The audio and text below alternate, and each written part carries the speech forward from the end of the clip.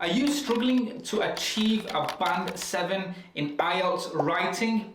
If you are, then this video is for you. Okay, now the IELTS exam is owned by both the British Council and the IDP. And according to the IDP website, there are 7 steps that if you follow them, they can help you achieve a band 7 in your IELTS writing. So in this video, we will look at the 7 steps and how you can follow them. So let's get started. Okay, so the first step is to answer all parts of the question. Now, the IELTS Writing Task 2 question requires you to write an essay in response to a statement. And it is very important to read the question carefully so all parts of the question can be answered. So, for example, if you look at this question on the screen, it asks you to do 3 things. So let's break this down and see what these 3 things are.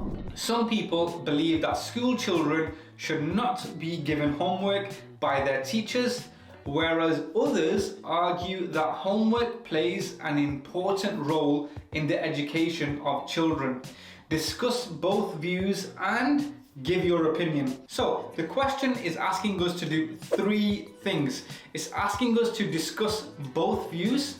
That means there are 2 views. So you discuss one side of the argument, that's one thing. Then you discuss the other side of the argument, that's 2 things. And it also asks you to give your opinion. So that's our 3 things. So if we have a look at this model answer on the screen, by the way, you can take a screenshot of it if you like, or I will leave a downloadable link in the description below. And now, if we look at this model answer, here we will be able to clearly see that all 3 parts of the question have been answered. So in paragraph 2, you will see one side of the argument.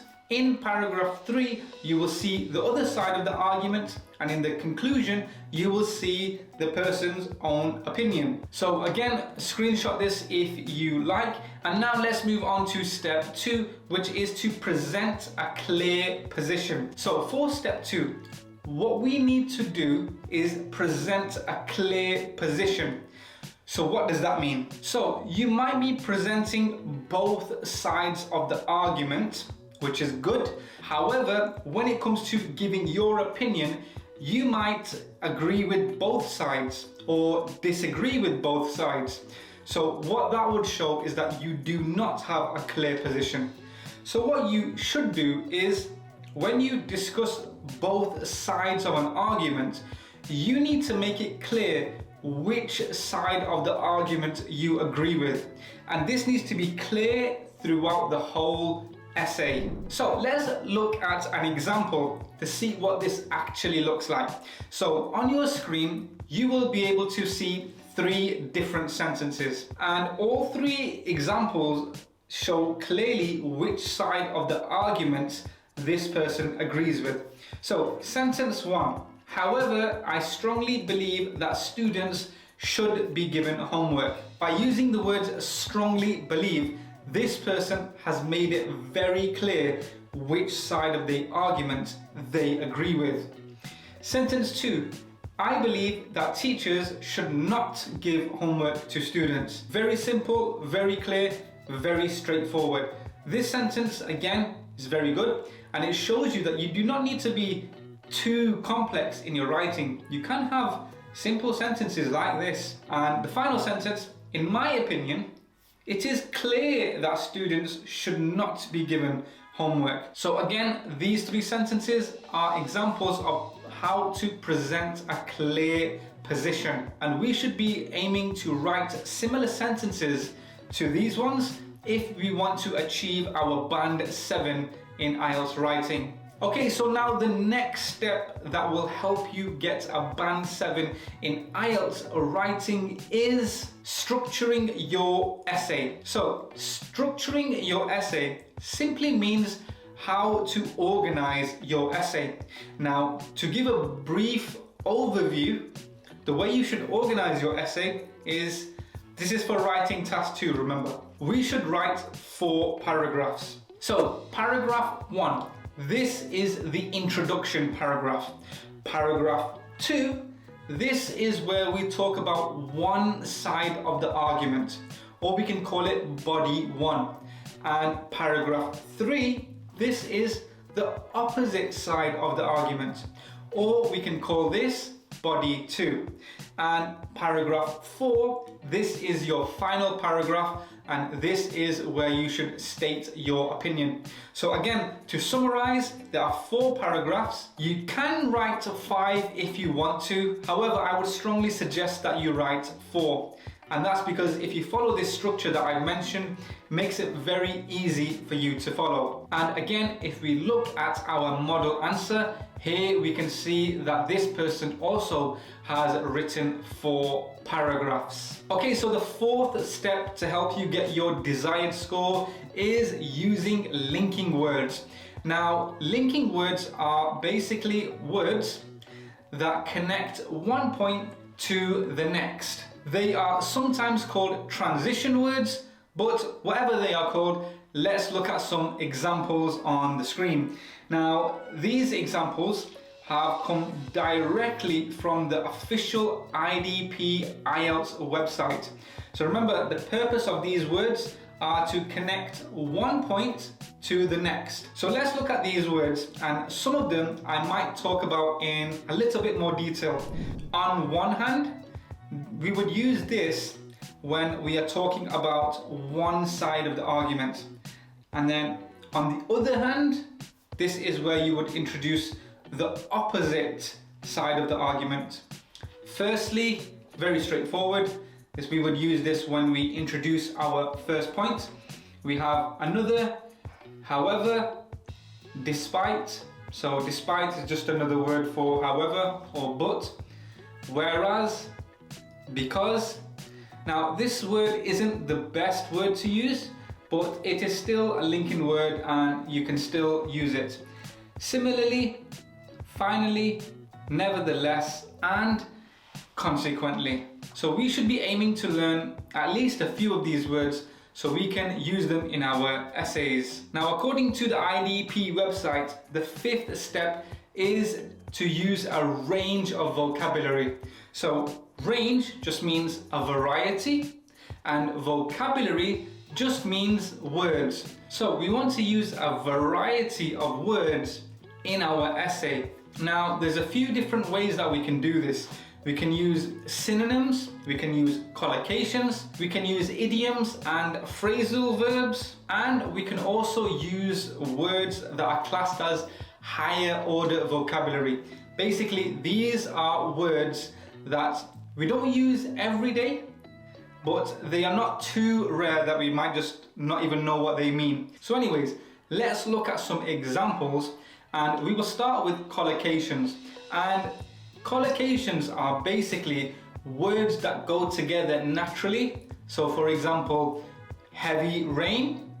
So heavy rain, they go together naturally. We don't say strong rain, we say heavy rain. It's more natural. And another example of a collocation is strong wind.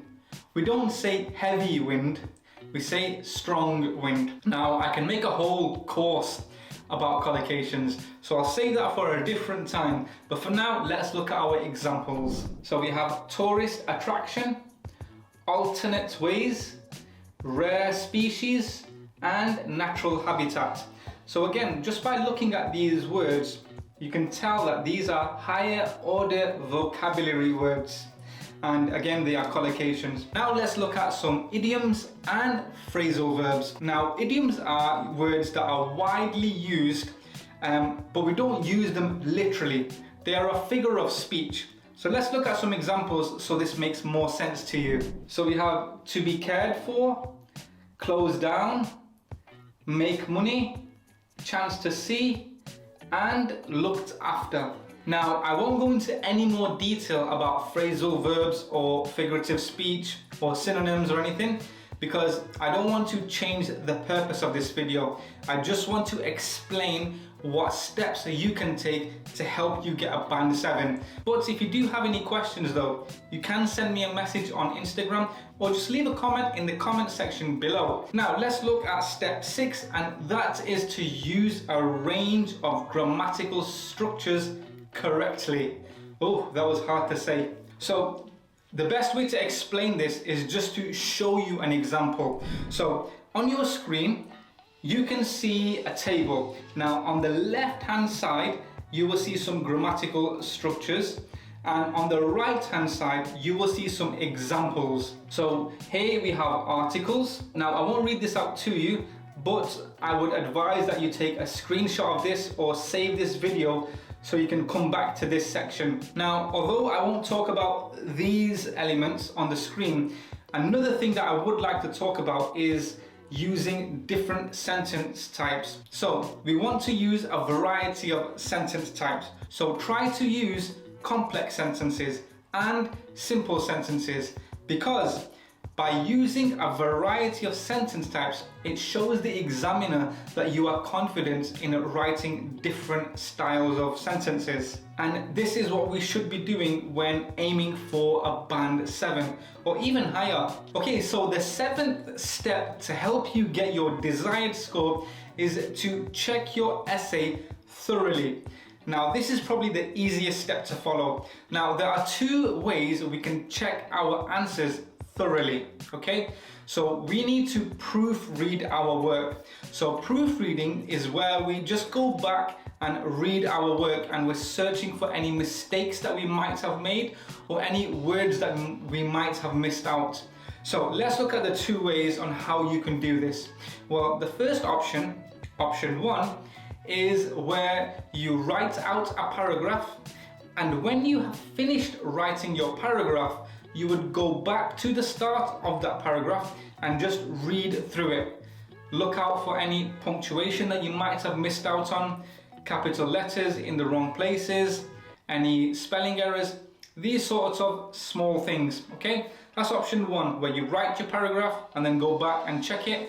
Once you've checked it, you move on to the second paragraph and repeat the process. So you would write your second paragraph and then check that one, and then do the same for the third paragraph and the fourth. Now, the second option is where you would write out your whole essay, and once you have completed your essay, then you go back to the start of the essay and just read the whole thing. Again, searching for the same things. So which option is better?